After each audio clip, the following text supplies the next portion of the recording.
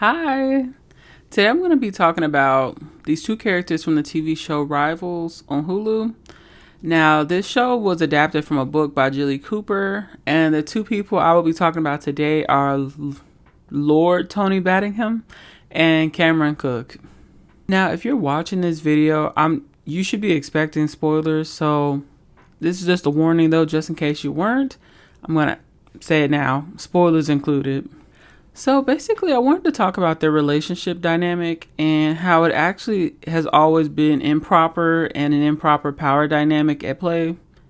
So Cameron Cook is a TV executive working for Tony, right?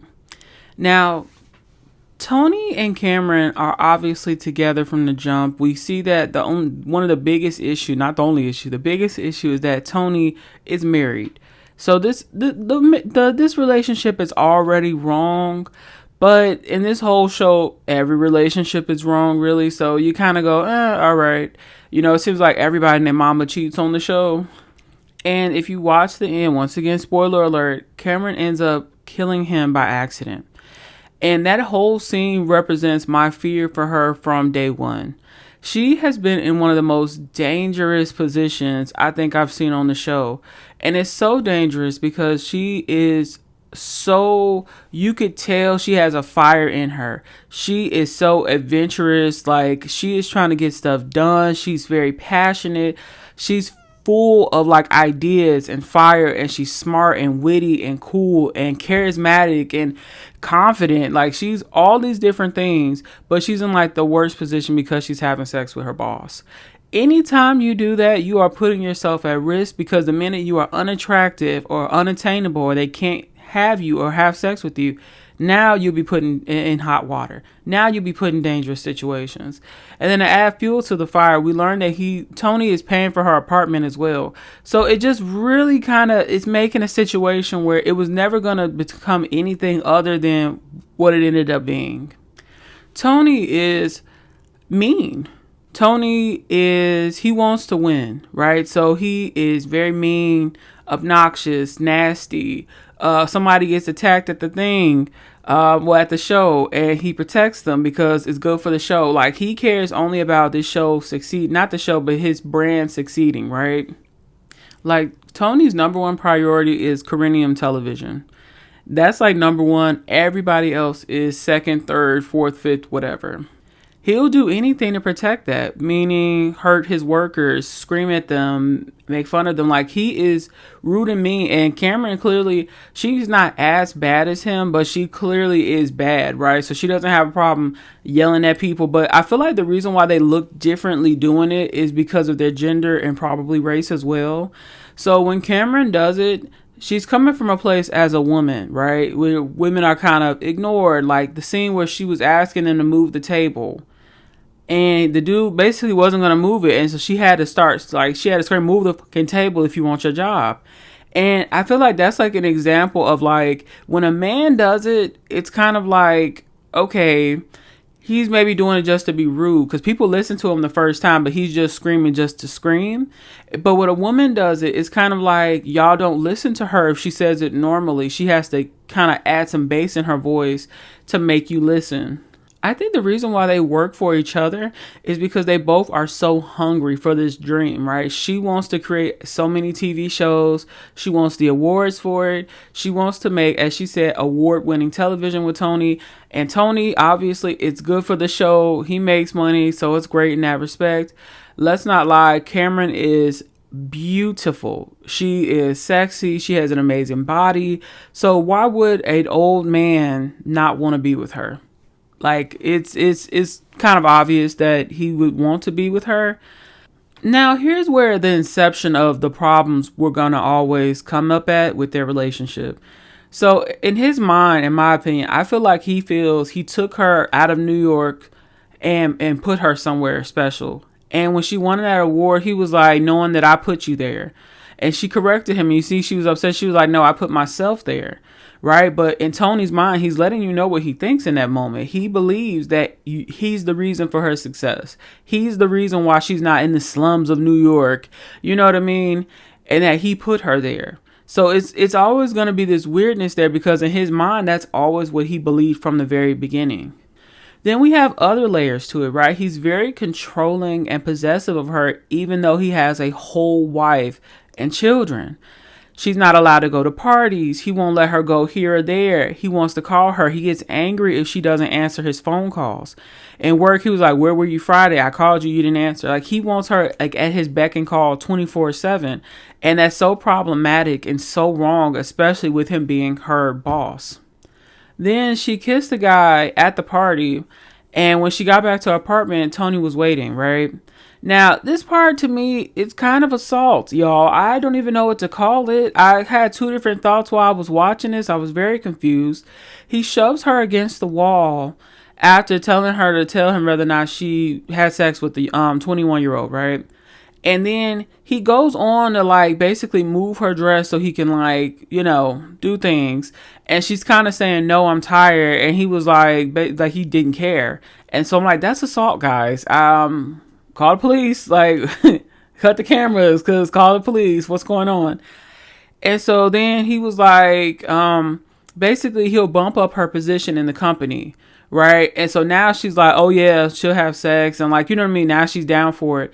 But I'm like, that's obviously, I can't even really word it correctly how this is so wrong and what exactly about it is so wrong, but I'm trying my best. He's her boss. And so she's saying, "I don't want to have sex." And so he's using her job to kind of make her have sex. And it's weird. And it's controlling. And it's wrong. It's so much just really wrong about them.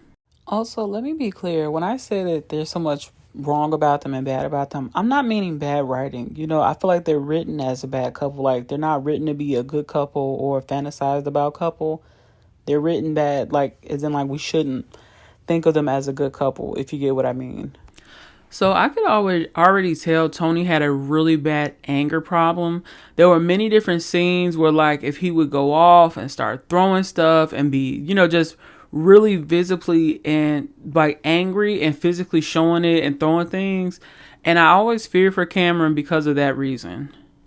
Like when Declan didn't do what he wanted and he was throwing stuff, and the workers Cameron was watching, and the workers was like, "Come on, let's go home. Like, let's just go home." And I think they also feared for her because maybe she would get hurt in some way, or he would hit her or something like that. Like, up until this point in the show, we've yet to see him hit her, but his anger issues tell us that he probably has it in him to hit a woman. Even when he proposes to her, it's like a proposal like, if we win, then we'll get married, we'll get engaged. You know what I mean? It's always power dynamic. It's always control. And even the proposal, to me, I felt like was just another way to control her. I think he could feel her kind of slipping away from him, and even when she would say like, "Okay, like, I don't really want to do this anymore. Like, I didn't want to really date you anymore." He would find a way to use her job to get her back in the relationship with him. And it's very sad, actually, right? I'm not mad at this relationship being displayed on TV because it's real. This happens to women. And I think it's a good representation on how women can be smart, hardworking, etc. and get into situations that would hurt them. And also, I think we have to acknowledge to a certain degree, you can't really judge a woman for doing that to get to where she needs to go. I mean, you can, but I literally, I get it. I get it. Some women, especially back then, kind of were like, they knew the only way to get to the top was to do, to have sex with people. And some people were willing to do that. It doesn't make them better than the women who wouldn't. It doesn't make the women who wouldn't better than them. Obviously, they're not on the same scale, right? Because one is getting preferential treatment for doing stuff, and the other one is only there solely based on work. So I guess you could argue that. Either way, Tony's proposals, her job bumps, career bumps, everything like that, it all was contingent on her being in a relationship with him. And that's why it was so dangerous, because when she doesn't want to be in a relationship anymore, now it's like, okay, you're not going to get as much attention from me, etc. And I won't help you with your career, and I'll probably hurt you, In the end, there's that huge blow up scene where Tony forces her to go back to his office, right? He's like waiting in the hallway for her and grabs her by the arm and takes her back to his office. And at first he tries to, ask nicely, which most abusive people do. They play nice at first. And then when she said no, now he slaps her. And now they're fighting. They get into this big fight. She shoves him. He shoves her. Like, he's the reason why the fight started. He's the cause of the fight, right? And so he gets off the floor to come back at her. And she grabs the trophy and hits him with it, essentially killing him. I was hoping he wouldn't be killed, maybe just knocked out, but it looks like he probably is going to be dead from this. Cameron is put in this position where I don't think anybody's probably going to believe her. And even if she is believed, she probably is still going to face jail time. And so that's really sad. You had this really ambitious, smart woman, but she wasn't able to foresee that future. And it sucks because I feel like she did have to have sex to get to where she was. She had all these great ideas, but those ideas didn't matter, especially back then. I mean, it's still hard for women in film and television right now, but back then it was even worse, right? It was either you sleep with this person and bump up, or you're just gonna stay giving people coffee and pushing papers, and that's really sad, but it is a hard reality that so many women had to go through. And it makes sense why women make the choices that they make in those situations, because sometimes if you do want your career to continue to flourish, you have to do some things that you really don't want to do. But that is just my 2 cents, and make sure you let me know how you feel. Comment down below if you even watched the show, and if you did, how do you feel about everything? All right, make sure to like and subscribe, and have an awesome day. Bye.